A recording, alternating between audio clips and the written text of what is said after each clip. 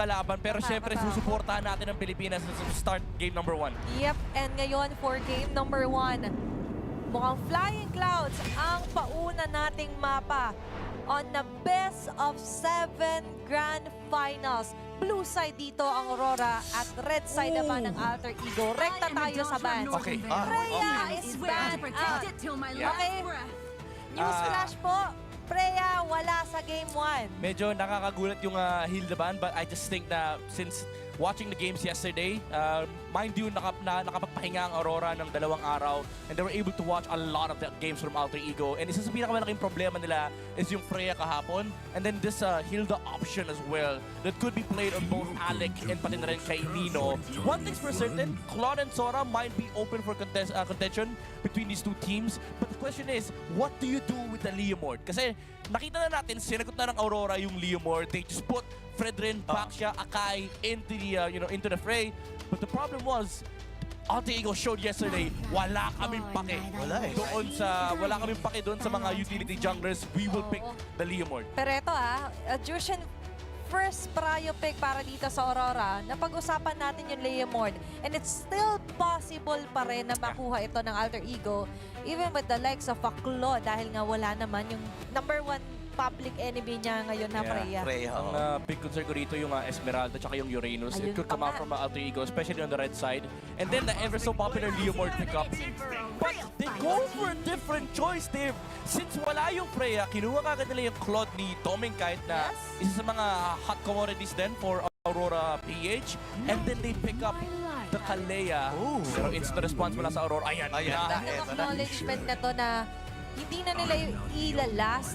Just go for the diretso Harit pick here para kay Doming kahit tapos yung Fredrin nga na medyo napangiti tayong lahat, aminin. And para sa Alter Ego naman, diretso Povius. Yeah. Ang bilis nung answer nila dito, Midnight. Sobrang bilis ng response. I think if you if we have a copy nung kung anumang draft version nung gustong patakboy ng Alter Ego, I think they might have predicted the first 3 picks ng Aurora kasi sobrang bilis nila yung Phobius. They might have expected this Fredrin and Harit combo to come up and now they banned the Chu just to limit the options against the Claude and the Kalea. But the question is, again, what do these two teams do with the Leomord? Kasi we're yet to see the hero from Yazuke. Could also be a Guinevere, by the way, na nagiging high prio na rin for Yazuke, especially when they see like so many frontline targets on their enemy. So that's one thing na kailangan isipin ng Aurora, yung Leomord, Guinevere, hero pool ni Yazuke, but also Hijume's hero. Kasi open pa yung Eve, open pa yung Farsa. And maganda dito for Aurora is that mayroon na agad tayo idea sa side and roam, di ba, ng Alter Ego. So, doong part na yon hindi limited na yung flex, kumbaga. Yung limited na, yung super flex nga na Uranus na, by the way, open at mukhang hindi naman napipiliin. Pero Aurora, nice catch dito sa Louis ban onto Hijume. Ang ganda ng basa nila dito. Siguro naiintindihan din ng Aurora na napakahirap talaga maglaro kapag ikaw ay Fredrin tapos katapat mo ng Louis. Naalala siguro nila yung mga panahon na nakalaban namin yung Team Liquid ng Grand Finals. Ito rin yung pinangharap sa amin. So ngayon, iniwasan na rin yung sa global presence ng isang chip dito sa larong ito.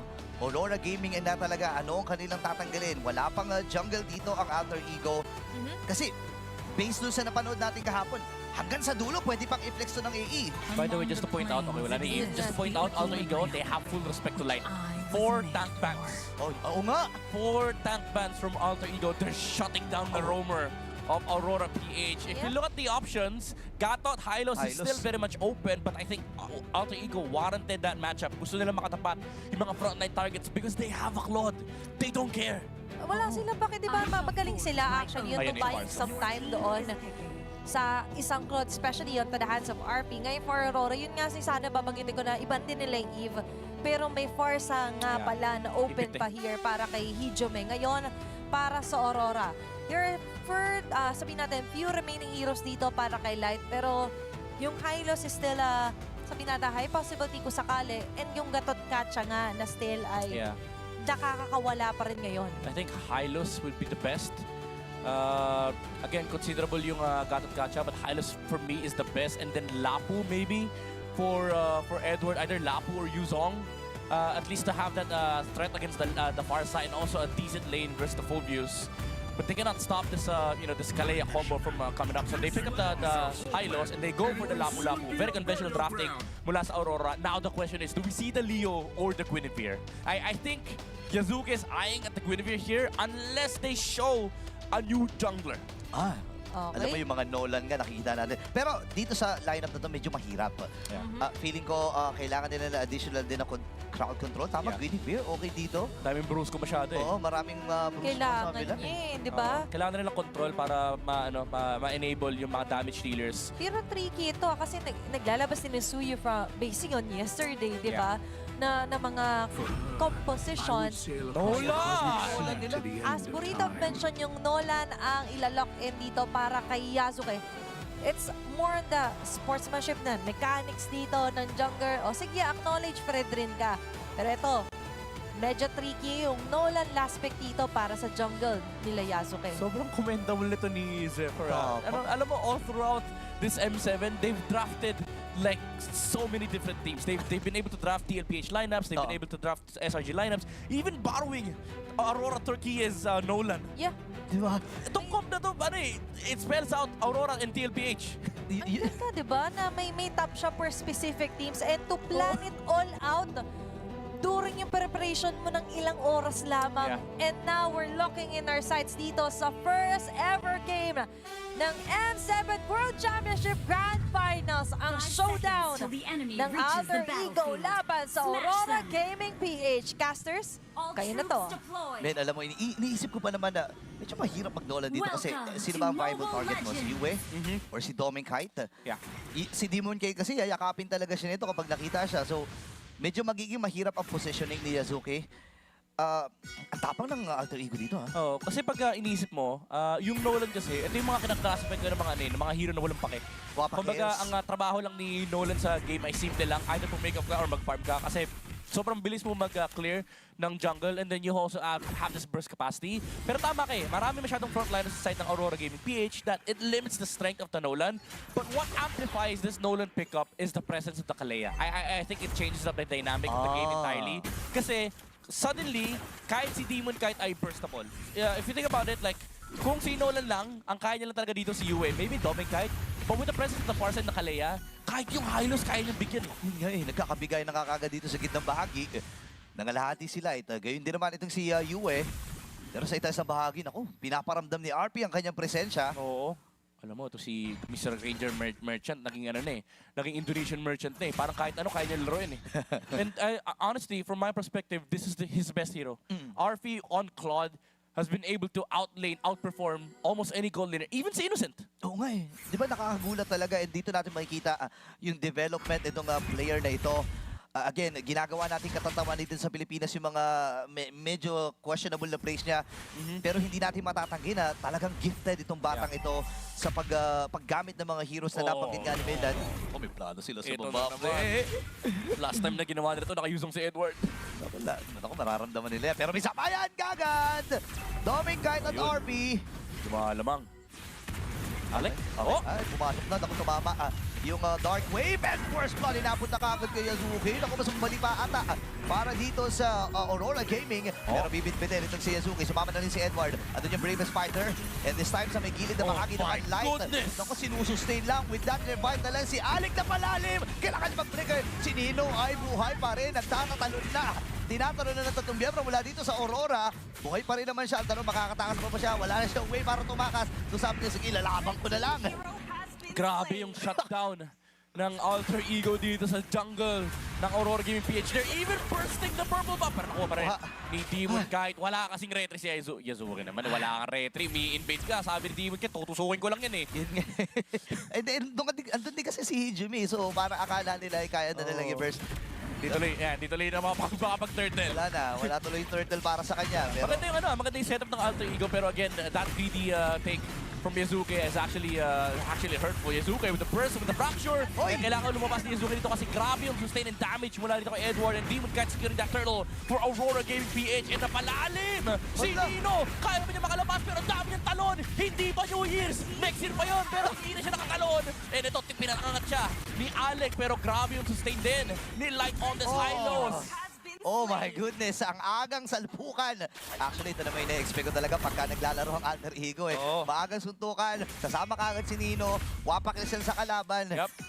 Men, pinatutunayan ni Nino, even though napapatay siya, 2 beses siya napatay, men, kaya niyang tagalan kung Oo. ano man ang kayang ilabas dito ng Aurora. Yeah, wala pa kasi masyadong damage itong Aurora Gaming PH. Majority of the damage is coming from them is the Zushin and the Fredrin. Oo. Pero alam mo sa Phobos kasi kiliti lang yan eh. Hanggang di pa sumasama yung Harit, walang problema.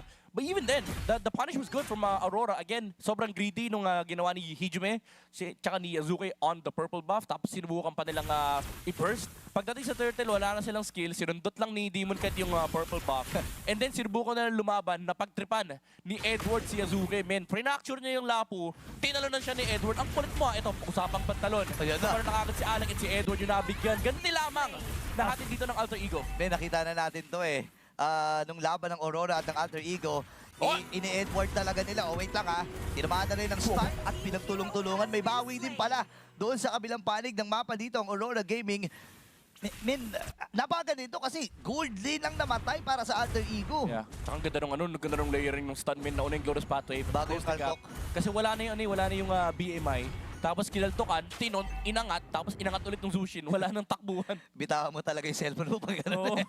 Yun yung sabi ko si Fredrin pa lang pag yung niyakap ka niyan, Oo. next year nagising mo eh. Wala na. Mandidilim na yung screen mo. May Oo. number na.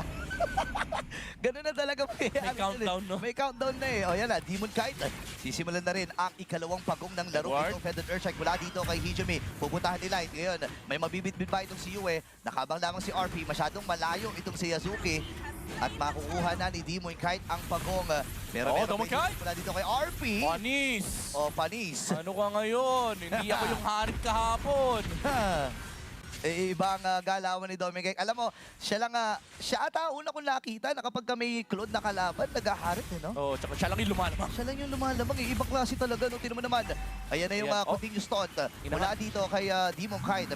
Inangat na rin. Tumama yung Braces Swat. Feathered Earthshike mula dito kay Hijime. Nino? Pinagtulong-tulungan.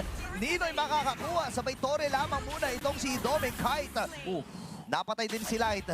Yeah. Pero parang sulit din naman yun kasi nakuha naman din yung Torre sa itaas. Yeah, nakuha naman ng Torre. Yun nga lang, namatay dito si Demon Knight. So, Alter Ego, they're looking to invade the jungle camps here of Aurora Gaming PH. Unfortunately Buti for na lang. them, wala yung purple buff. So kahit paano, medyo nakangiti ang Smiling Demon. Wala kayo nakita, no? Ayun lang, lumabas yung timer. Ayan Pero na. buhay na yung Fredrin. Ayan na, buti nga eh. Wala kang purple. Then sinusubukan ni Dominic kahit yung tapang dito ni Yasuke ah. Sabi niya masyado kang magaling, ha? Ayan na, ngayon available na rin naman ang Glowing One para dito kay US. So kahit papano yung tapang ni Nino ay mababawasan lang Oo. konti-konti dahil doon sa sa pagbawas ng healing. Yeah. Ayun. Alam mo, ito si Azuki, medyo malungkot, ha? Magkapatay sila ng gold ni Demon Knight. As an assassin jungler, Dapat ayaw lumaki. mong pantayin ng gold ng utility jungler ng kalaban kasi ibig sabihin nun ay palubog ang barko. Hindi ka nakakarat ng farm, hindi ka nakaka-pressure, and lumalamang ang Fredrin pagdating sa tempo. And I like this item mula dito kay Demon Knight. He rushed the Antique Grass kasi alam niya, ito lang yung katangi-tanging burst na meron ng Alter Ego as well as limiting the damage reduction mula dito kay Nino. Oo. And for the next item, maybe the Chastise Pauldron. Oo. Maybe. Yun na ata yun, no? Kasi para mabawasan nga naman yung attack speed ngayon na naiba-libang. Purify ay nagamit din dito ni Dominic kahit 4 na miyembro nagtulong sa kanya. Pero magkakaroon naman ng trade dito ang Aurora dahil kukunin na nila ang pagong at transition kagad dito sa middle para hindi nga naman makakapitalize ang Alter Ego yung nakuha nilang lead. Ito yung lagi ginagawa ng Alter Ego eh. Yung pag di na nila kayang common test sa mga objective, naghahanap sila lagi ng trade. Which is very normal naman pagdating sa gameplay, but this has been the identity of Alter Ego. Sabi nga ni Coach Aldo, hindi ka pwedeng makakuha ng libre against Alter Ego. Laging may trade. Kahit makakuha ka ng turtle, lagi silang may mapapatay kasi alam nila yung resource trade na ginamitan mo na skill yan. Apat kayo dyan. Isa lang tong nasa isang side ng mapa. So there will always be a trade here for Alter Ego. So yun yung kailangan i-watch out dito ng Aurora, yung mga information na binibigay nila sa mapa, especially when the entire members of their team is on the other side of the map. Okay, lilipad-lipad si Hijumi. Ngayon, nung decision dito ang alter ego naman first. Kaya lang masyado makunan yung nabit-bit.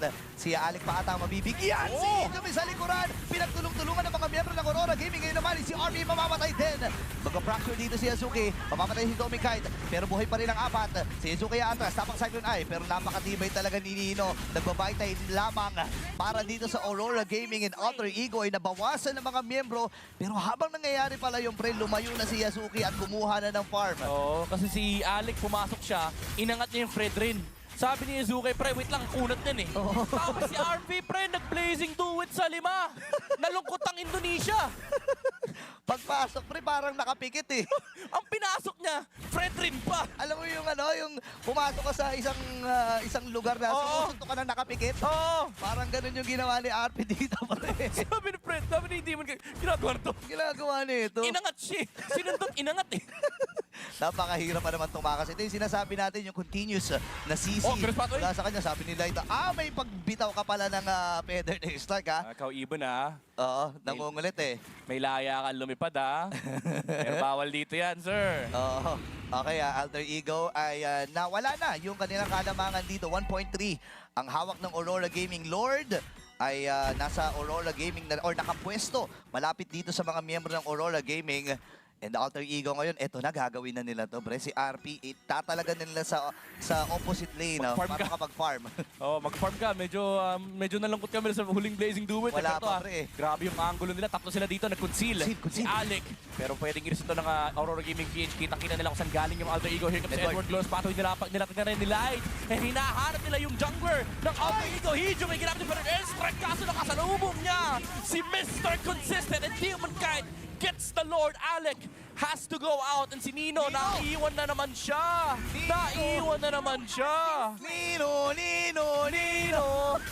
Yung ambulansya pala para sa kanya, pre. Dalawa na lang ang natitira para sa Alter Ego ngayon. Papasa ng Torre sa middle dito ang Aurora Gaming. Susubok pa sana itong si RP, pero di siya makalapit. Nilapagkaan ni Doming kahit yung kanyang Zaman Force para nga naman mapigilan din yung pagsugod ng Alter Ego. Yeah. Tagumpay ang pagsabog ng Torre sa gitna. Oo, iba pa rin talaga yung utility composition ng Aurora Gaming PH.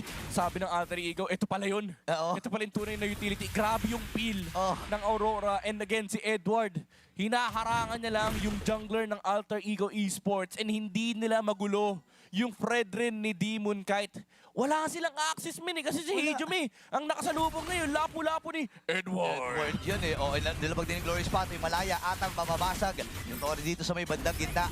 Tuloy-tuloy lamang dito ang Aurora Gaming. Swift Serenity. Oh, RP! Oo, wait lang papasok na rin itong si Nino. Siya pinagtutulog-tulungan. Yasuki sa may bandang likra, may pinaplano. Nakita na ata siya dito ng Aurora. Check pa rin nila. Atras muna dito ang Northern Lights. Sobrang higpit ng control ng Aurora Gaming dito sa mapa ng Alter Ego para sa lang sinasakal sa leeg. Hindi binibigyan ng espasyo, hindi nagkakamali sa pwesto ang Aurora Gaming PH. Sama-sama lang silang 5 men. Kahit sabihin natin, pasukin sila ni RP, si Demon kahit nandun lang sa harapan ni Domeng. So hindi ganun kadali yung Blazing Duet entry. And si Hijime, kahit sabihin niyang, may Feather Airstrike ako, men. Again, nakakasalubong nila si Mr. Consistent. Oo nga, hinahanap talaga siya ni Edward dito eh. Alam mo naman, nakakatakot. Ayun na naman yun. Wait lang. May patoy na naman, tinakot lang. Medyo mainit ang ulo nila. Kapag nakakakita ng kalaban, lalo na itong si Hijumi, nilalatagan ng carpet eh. Kapag nakita niya yung ibon eh, no? Oo, nakita ng ibon, may carpet na inilalatag eh. Men, iba ang aura ngayon ng Aurora Gaming. Oo, men. Parang, ewan ko, siguro lahat na lang eh. Lahat ng paghihigante. Isipin mo yun pinabagsak nila ang Big Boss, pinabagsak nila ang Giants. May mga kababayan tayo dun eh. So sabi nila, sige, ibigay nyo ang bola sa akin. Kami na bahala. Pre, kung sinasabi natin may gigil na liquid. Ito, gigil na Aurora Gaming. 6 yun. Kasi pang-6 na Grand Finals na nila to. Oo nga pala. Alam mo, men, ang magandang storya kasi dito, pre, si Doming Kite, ang tagal din naman na gusto magkaroon ng championship. Oo. Di ba? Galing amateur scene at nagkaroon ng pagkakataon. Unfortunately, hindi napunta sa kanya. Si Yue, ilang championship na ba? Ilang Ilan grand na, pre? finals na ba ang dinaanan niya, pre? Pang-6 niya na ata to, pre. Pang-6 na. Hindi pa rin siya nakakakuha. Wala pa siya na ipapanalong Grand Final. Wala So pa. iba yung gigil ng Aurora ngayon. Hindi na nila iniisip yung lahat ng mga masasakit na salita. Ang iniisip na lang nila, paano pababagsakin ng Alter Ego Esports, Alex na conceal from the Kalea. Pero sinubukan na umatras sila kasi nakita nila, may nakalatag ng Glorious Pathway sa may bandang likuran. Nino, ginamit yung Dark Wave pero tinamaan lang yung Hylos men. Hindi niya kayang banatan, hindi niya kayang kaltukan yung Hylos. Napakamulat ng Aurora. And again, Edward shutting down Nino. Nino. Yasuke trying to find a pick-up pero nakasalubong niya ang liwanag ng Aurora. Men, nasilaw si Nino, si Yasuke, pre. Pagpasok niya, may fracture ako. Bigla siyang nasilaw. Ang dami, sinundot siya ng Fredrin, may lantern, literal, inilawan siya, tapos nakasalubong niya yung second skill, first skill ng Harit. Ay, nako, mga kaibigan. For sure ay nagsisi. Ayan, ayan yung mga tropa natin. Oh, shoutout sa inyo, watch party! Angat yung mga kamay nyo, lahat ng bandera, lahat ng energy ball, ipakita nyo ang lakas ng Pinas sa buong mundo! Men, ibang klase ang galawan ng Aurora Gaming ngayon. Hinahalap ng Alter Ego yung momentum na nawala bigla sa kanila. Kasi kanina ang tapang ni Hijumi, may tapang dinadala si Yazuki. Ngayon nakita nila si Edward, ang plano ata nila. Andun yung Tsunami Slam, bibigyan na nga natin nila. Nakiibo! Yung Immortality, makakatakas pa Panis! si Edward! Panis! Papasok pa siya! Si Mr. Consistent. Ngayon, nandilatagan nila ng carpet doon sa may padalikod. Doming! Napano siya dito, pero si Doming gusto na tapusin. Pero sila Lord na kasama, sinayaw sa nawan mga membro dito ng Alter Ego. Sabay andito na yung backup, yung liwanag. Nino, kaya mo bang tibayan ang iyong loob para sa apat na miyembro RP? ng Aurora Gaming at babagsak na si Nino dito. Dalawa na lang ang natitira mula dito sa Alter Ego. Wala naman silang Lord, pero tatapusin na ng Aurora Gaming ang Game 1. Sinayawan malala ni Doming Kite sa